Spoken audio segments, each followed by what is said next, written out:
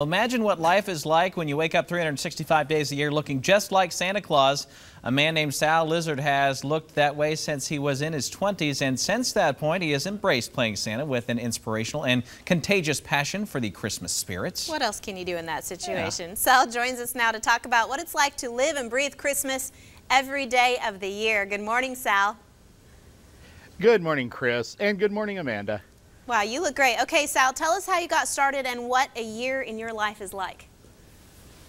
Well, I was a business owner down in Charleston, South Carolina, and a radio station one day invited me to come to an event and put on a Santa hat. And I never really thought I looked that much like Santa. I had white hair and a white beard, but, you know, I was just a young fella out there trying to make $1 or $2. But I found out when I put on the suit the next year and became Santa for the first time with a bunch of children that there's a lot of magic that happens, and over the years I continued to help out the big guy in every way I could by being there when he couldn't. And over the years it seems like I just really morphed and kept looking more and more like Santa. So as I say, I embraced my inner Santa and we became one.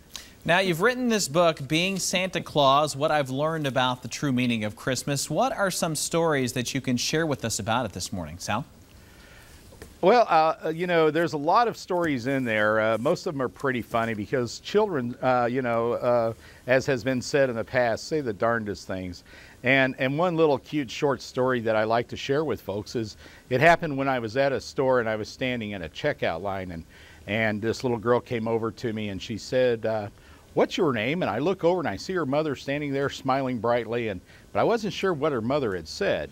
So I said, "Well, honey, who do you think I am?" And she said, "I think you're Santa Claus." And I said, "Well, then you better be really, really good." And she goes, "I am. I'm not even peeing in my underpants."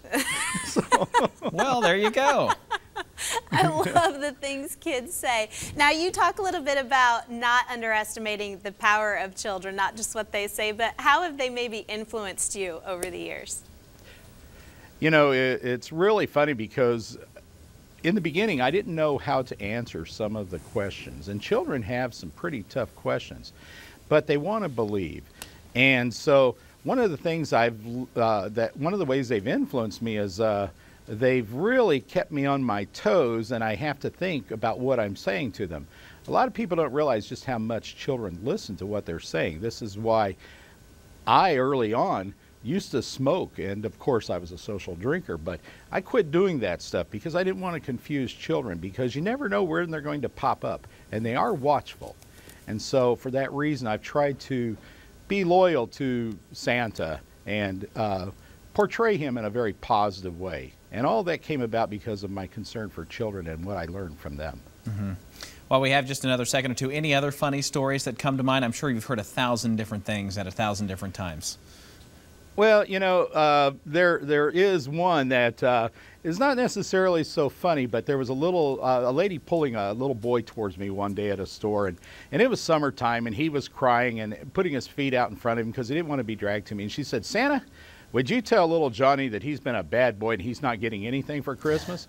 And to me, that's probably the worst thing I could say to a child. So I got down on one knee and I said, "Now, Johnny, you know I want you to be good and listen to your mother, and I'll check up on you again to make sure you're being good.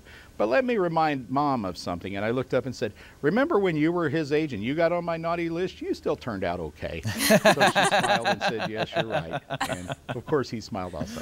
Yeah, well, there you go. Sal Lizard, I'm sure there are just so many stories like that in this book. We appreciate your time with us this morning.